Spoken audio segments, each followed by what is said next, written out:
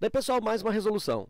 Seja P de A o conjunto das partes de A, e se M é um conjunto tal que M é igual aos elementos símbolo do vazio e o 2, é correto afirmar que P de M possui exatamente 2 elementos, 3 elementos, 4, 6 ou 8 elementos.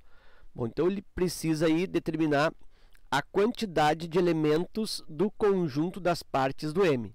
Bom, lembrando que conjunto das partes é o conjunto de todos os subconjuntos de um conjunto. Vou fazer um exemplo aqui auxiliar. Ó. Um conjunto B formado pelos elementos A, B e C. Aí eu tenho o conjunto das partes de B, P de B,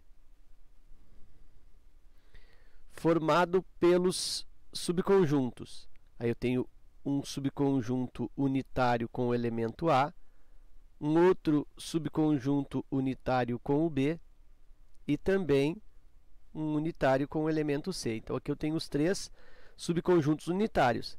Agora os subconjuntos em duplas, com 2 elementos, A e B. Eu tenho também a dupla A e C.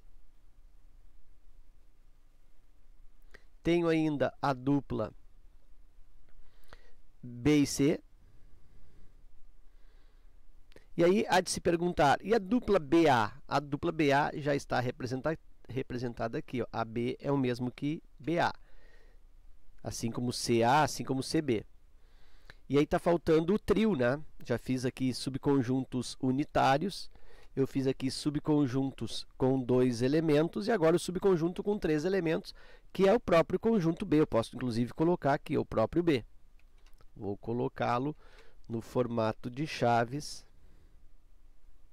A, B e C. E para completar o conjunto das partes desse conjunto B, temos também o conjunto vazio. E aí, sem chaves, né, o próprio símbolo de vazio já indica conjunto, né? Já indica conjunto vazio. Então, eu tenho as partes do B. E, nesse caso aqui, o número de elementos N de P de B, ou seja, o número de elementos do conjunto das partes de B, é igual a 8. 1, 2, 3, 4, 5, 6, 7, 8 elementos. Então, isso aí é um contra-exemplo, né? Um conjunto B se fosse formado por ABC. Inclusive, o número de subconjuntos, ou o número de elementos do conjunto das partes, pode ser obtido através da expressão 2 elevado ao expoente n. 2 elevado ao expoente n, onde esse n indica o número de elementos do conjunto. Então, observa que o conjunto B tem 3 elementos, A, B, C. Se eu faço 2 elevado à terceira potência, eu vou encontrar 8. Ok? Então, isso é um exemplo introdutório, né, uma conceituação para eu efetivamente fazer o exercício. Então, eu vou pensar assim, ó, eu quero saber o número de subconjuntos, ou o número de elementos do conjunto das partes.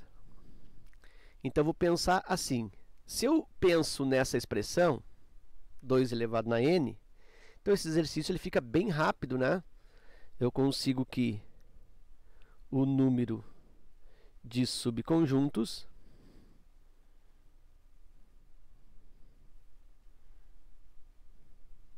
desse conjunto M vai ser igual a 2 elevado ao expoente n. Esse n é o número de elementos. Eu percebo que esse conjunto M ele tem 2 elementos. O vazio, o símbolo do vazio e o elemento 2. Nota que o símbolo do vazio aqui está funcionando como um elemento, né? Ele não é mais aqui o conjunto vazio, ele é o símbolo do vazio. Eu posso substituir esse símbolo, por exemplo, por uma estrela, eu posso substituir por um triângulo, eu posso substituir por uma cruzinha, enfim, ele está ali como um símbolo, ele está como um elemento. Então, eu tenho 2 elementos para o conjunto M, isso me dá 2 elevado ao expoente 2, e aí eu tenho 4 elementos. Alternativa C. Bom, uma outra proposta resolutiva é discriminar esses subconjuntos do M. Então, P de M, eu posso colocá-los. Primeiro, os conjuntos unitários. Bom, lembra que o vazio aqui, ó, ele é um elemento. Então, eu tenho aqui, entre chaves, o primeiro subconjunto unitário. Agora, eu tenho o elemento 2, entre chaves, fazendo um subconjunto. A dupla, entre chaves, elemento vazio, é o elemento símbolo do vazio, e também o elemento 2. E, por fim, o próprio, aí sim, aqui, conjunto vazio. Nota que ele não está mais entre chaves. Então, isso aqui significa conjunto vazio. Isso aqui está entre chaves, não significa conjunto vazio, significa um elemento que, por coincidência, se refere ao símbolo do conjunto vazio. E aí eu fecho aqui e eu consigo observar 1, 2, 3, realmente 4 subconjuntos, ok? Então, está aí a resolução da letra, dessa questão na letra C. Eu vou aproveitar o espaço aqui dessa lâmina e vou complementar esse raciocínio quanto ao fato do que está expresso entre chaves se tratar de elemento ou se tratar de conjunto. Então, eu vou aqui fazer uma outra situação para dar mais vida, né, e dar mais aproveitamento nesta questão. Então, eu vou criar aqui um outro conjunto. Eu vou colocar aqui um conjunto, ali falou em A, M, vou colocar aqui um conjunto B, eu já falei ali, vou colocar aqui um conjunto C. Esse conjunto C, ele é formado pelos elementos 1, 2, 3 e 3 entre chaves. Bom, então observa que eu tenho aqui 4 elementos. O 1 é um elemento, o 2 é um elemento, o 3 é um outro elemento e toda essa estrutura aqui, ó, com as chaves inclusive, também é um elemento. Tudo que for expresso entre vírgulas dentro do conjunto é um elemento, certo? Então, aqui eu tenho a vírgula, aqui tem o final, né? Claro que eu não posso botar uma outra vírgula aqui no final, mas nota que esse 3 dentro das chaves, ele está funcionando entre vírgulas aqui. Então, ele é um elemento também, eu tenho aqui 4 elementos. Dessa forma, coisas que eu posso afirmar a respeito desse conjunto C. Eu posso falar, por exemplo, que o número 1, ou o elemento 1, ele pertence ao conjunto C. Realmente, 1 é um elemento e pertence ao C. Eu posso colocar que o 2, da mesma maneira, também é um elemento, também pertence ao C. Eu posso colocar que o 3, ali solto, ó, também é um elemento, também pertence ao conjunto C.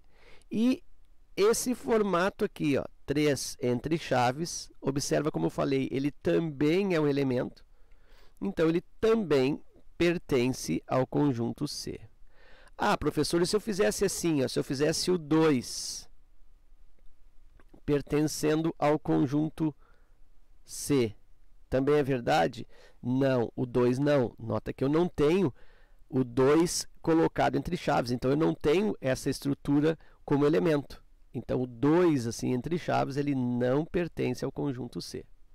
Ok? Então, é isso, ou é a isso que se refere este exemplo. Quanto à relação de inclusão deste exercício, se eu colocar, por exemplo, assim, o elemento entre chaves, o 2, ele é um conjunto. Ó. Aqui está o elemento solto e aqui ele está conjunto. Então, esse elemento ele está contido no conjunto C. Está contido no conjunto C. Ok. Se eu coloco só o 2 está contido no C, isso não é verdade, né? Não é adequado. Por quê? Porque o 2 aqui ele é elemento e para elemento eu não uso relação de inclusão. Então, eu não posso afirmar isso. Vamos pensar agora na outra situação. Vamos pensar na situação aqui do 3. O 3 entre chaves, olha só, eu transformei o elemento 3 em um conjunto. Coloquei chaves. Então, nota que essa escrita se refere a esse 3 aqui. Sendo assim, se eu considerar em relação a esse 3, é um conjunto e ele está contido no conjunto C. E se eu quisesse fazer o mesmo para esse elemento aqui, ó, entre chaves, como é que eu posso fazer? Bom, então eu tenho o elemento